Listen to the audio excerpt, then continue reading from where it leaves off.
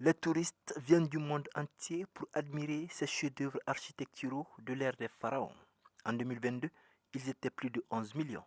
Devant Khufu, la première pyramide de Gizeh aux 5 750 000 tonnes, construite en près de 20 ans par près de 20 000 travailleurs, les journalistes s'émerveillent. Je pense que cette visite a été très bénéfique pour nous parce qu'on a tant étudié ça quand on était en primaire ou en secondaire, mais le voir, le toucher, c'est aussi un autre tour. Je pense que même nos pays africains doivent mettre ça en leur parce que les choses que nous faisons étudier à nos enfants, ils doivent aussi le voir. Pourquoi pas organiser des journées qui viennent ici à Netflix, voir aussi cette pyramide qu'on a tant parlé. L'Union des journalistes africains, en collaboration avec le Conseil suprême de régulation des médias en Égypte, ont tenu à faire visiter ce site aux journalistes venus du Mali, du Maroc et de plusieurs autres pays pour les outiller davantage sur les pyramides et leur histoire enseignée dans le monde entier. Franchement, cette visite tombe à pic parce que beaucoup plus longtemps, nous avons parlé de l'Égypte et de la pyramide.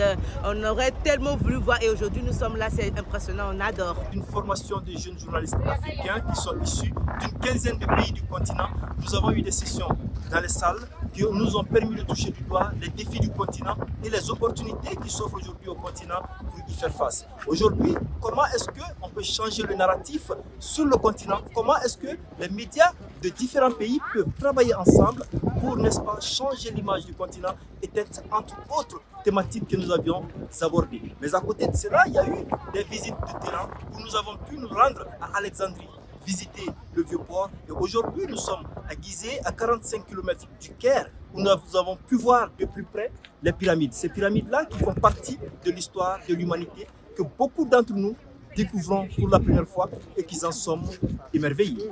Mohamed Danyoko pour Médian TV, depuis Gizeh, au Caire.